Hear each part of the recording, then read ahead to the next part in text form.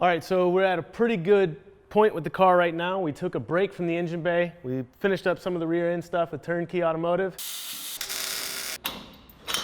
Stoptech came in, helped us out with the brakes. Everything's tied into the rear end. The cage is basically done. The interior looks really good, so now all it's left to do is paint the interior. So we are going to paint this today. We don't want anything exposed because the project is going to go on. We don't want any corrosion or rust. We're going to paint it with Steel It, which is what we already painted the engine bay with. We knew that we're going to have to make a few more adjustments. So with Steel It, what you can do is paint over everything. We're not going to have any corrosion. It's going to be pretty hard to scratch. It's going to look good, and we can weld back over it, which is pretty crucial to us because we have a lot more modifications to make. So that having stainless steel in it and us being able to MIG or TIG with it, pretty awesome.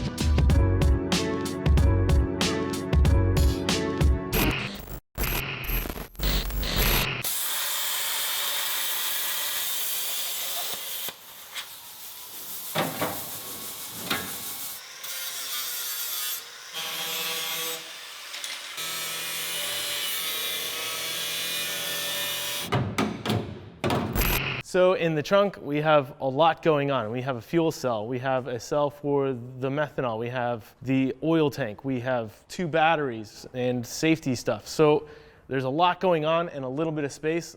I'll just kind of show you what we have to deal with. All right, so Jose already started. We had to cut this out. We were worried about this before when the turnkey guys came in.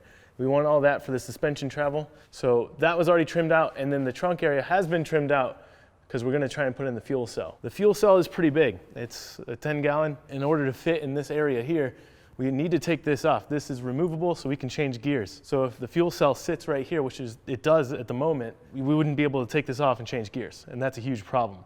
Other than that, we have more things to think about. We will have to package up something in here for the oil tank. There's a lot to package in here, and we have to be very precise in where we mount everything so everything works and we can operate absolutely everything we need to, like fill the fuel, change the diff, and also change out the meth and check the oil. So it's one of our last serious bits that we have to get into. So we're gonna just jump right in and start thinking of ideas.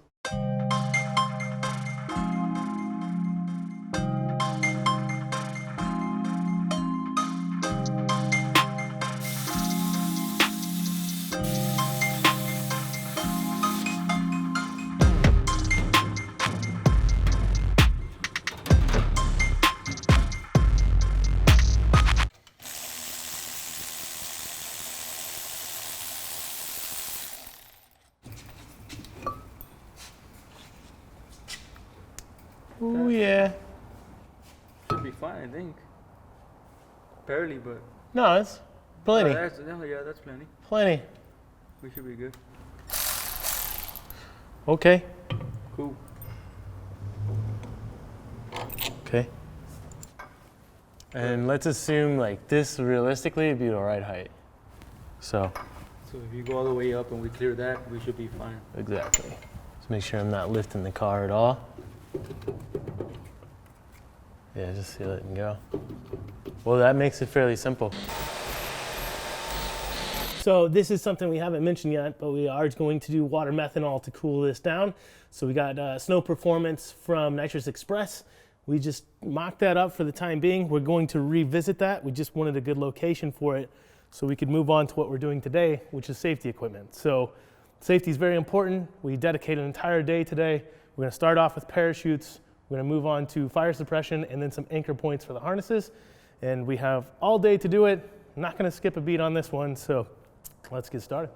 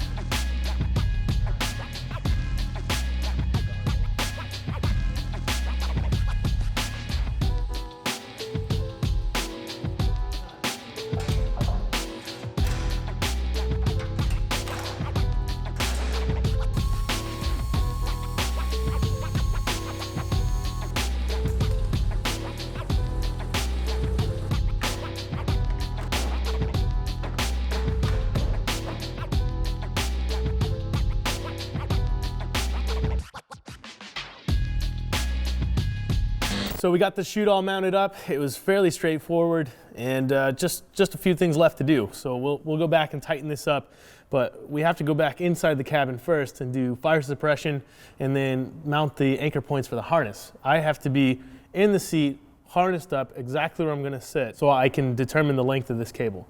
I gotta reach the lever, and once the lever's in a good spot, then we can trim this cable up, and that should all be done. So once we finish that, we'll be done with safety and ready to move on to the next thing.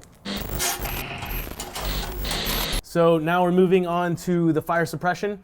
We use Safecraft, and it is the model LT. So these are two 10-pound bottles. This is the one that will be inside the cabin, operated off of a pull cord. So I have to be able to reach the cable for this just as well as I have to be able to reach the chute. So these will be pretty close together. I pull that cable, this will activate this bottle, and then also in turn activate that bottle. So this bottle feeds that one. That's gonna go to 3 nozzles in the engine bay. This is the driver's compartment. So this one is gonna be the first one to go off in case I see fire or I get a little bit worried about it. Definitely gonna want this. In order for us to plan the rest of the routing, we'll mount these bottles in the passenger seat because we're not using a passenger seat, and then we'll move on from there. Yeah, let's do it like this. The pull cable, we can leave it long, as long as, you know, that radius isn't that bad. It'll work. Worst comes to worst, rotate never it. mind, I was gonna say rotate it, but you can't really rotate No, it. I think that's clean enough. Okay. Or run the cable through that side and bring it this way, rather than through here, you know? They can lay down though? Yeah, they can lay down, yep. Alright.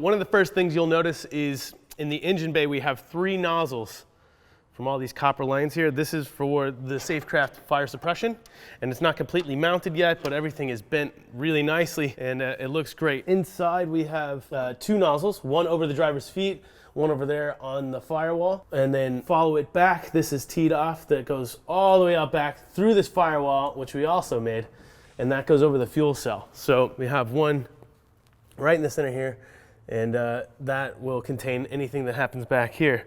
Also made this little piece here. This was open before, if you remember, and that looks really nice, and sealed all that up. It's pretty important to keep all that stuff sealed away. And if you remember, we did put on the parachute, which we need to run the cable to as well. So the cables are going to run through the cabin into here and somewhere along the line of the shifter, and maybe even up here for the fire suppression, we're gonna have to put the levers. Those levers are really important. So that leads us to today, where I'm gonna have to be completely bolted in, strapped down in the car. So the first thing we're gonna have to do is put the anchors for the harness in, then bolt the seat in place, and then I'm gonna have to get myself in, strapped down, like we're making the 200-mile-an-hour pass. I'm not gonna be able to move, so we're going to position each lever in a spot that I can easily reach and make it more like a reflex, not something I really have to work for, because if there is an accident, I want to be able to reach that stuff quick via the chutes or the fire suppression. So that's pretty important, and we're gonna move straight into it today, so start bolting the seat in. Oh! Whoa!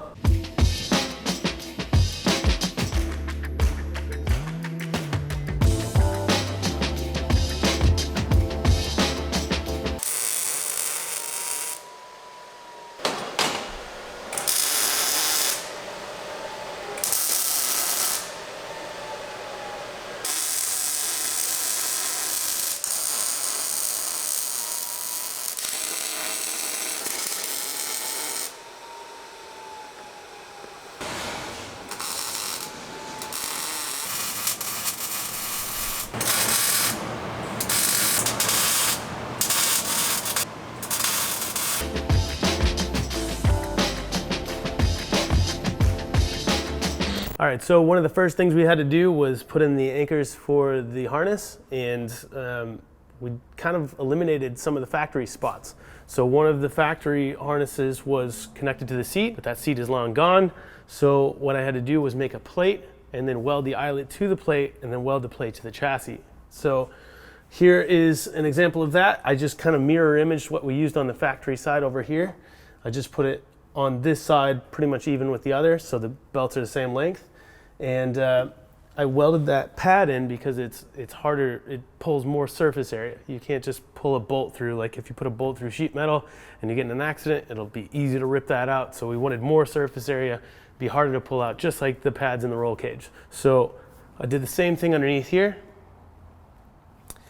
This is for the Anti-Submarine Belt, and that is from keeping you from sliding out underneath it. That goes in between your legs, and there's two points down here, and that will then have two straps that come up through the seat. So I did the same thing, made a plate, welded the two eyelets to it, both sides, and then welded it to the chassis. So that should keep us safe. And now we can move on, and we can start working on putting in the seat, the harnesses, get the harnesses perfect, strap myself in really tight, so then we can look at levers and stuff that we need for the parachute and the fire suppression system. I don't know how I did this before. Whoa. Okay.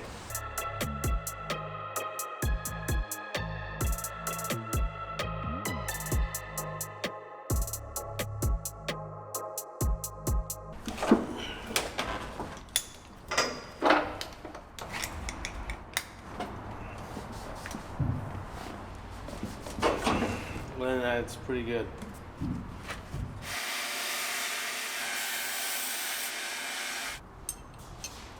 don't know what happened to it. Keep going. Keep going. Okay.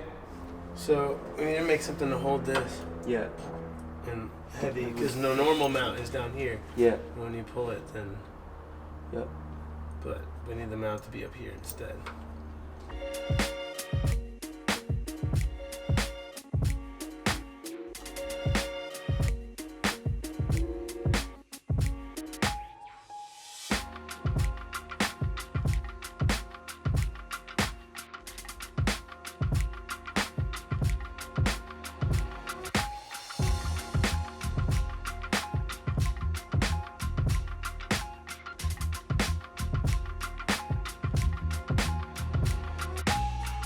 So we finished up all the safety equipment today. Everything works really well. We had a missing piece that we later then found, but we made a piece that I'm pretty pumped on. I'll just show you what we did today and how everything works. So like I said, one of the first things we had to do was the parachute mount. So for the lever, which what we have here, we made out of an old knife that we made on the plasma table, and then a couple slick brackets. But first thing we had to do was actually make this plate to block this off to hold the shifter. I had to make sure that I could reach everything. We kind of forgot about the shifter, so we put that in there to make sure that I could get the parachute release, and it does work. It works really cool. I'll show you that. Actually, here's the piece that we were missing, and that's what we made instead. So I'm pretty pumped on how that turned out. That runs all the way through the back. Show you here. So back here you can see this runs all the way through the cabin. That was the cable that we hooked it up to. This pin runs right through here, and when you pull that lever, this will pop out, pops the bag out. Jose and I tested it, but we left the safety stuff on just so it wouldn't spring load and fire out and we'd have to pick it up and stuff. But it does work, we like that. All right, so as you remember, we put the anchors in, we got the harnesses in, and the Racequip harness is really nice to use. It's actually fairly quick and simple. Usually this is very difficult to get off, but it's actually really easy. So we had to put that in to strap myself in so I could make sure I could reach all this. Also, we finished the Safecraft fire suppression, and we put this cable right here. So it's easy for me to pull. It's out of the way of the steering wheel, which will be set a lot closer to me, and I can reach it fully strapped in. And also, if need be, someone can reach in through the window if I can't grab it in time. So pretty slick setup. I'm pumped on it. We're done with safety, so we can move on to the rest of the build. You see me?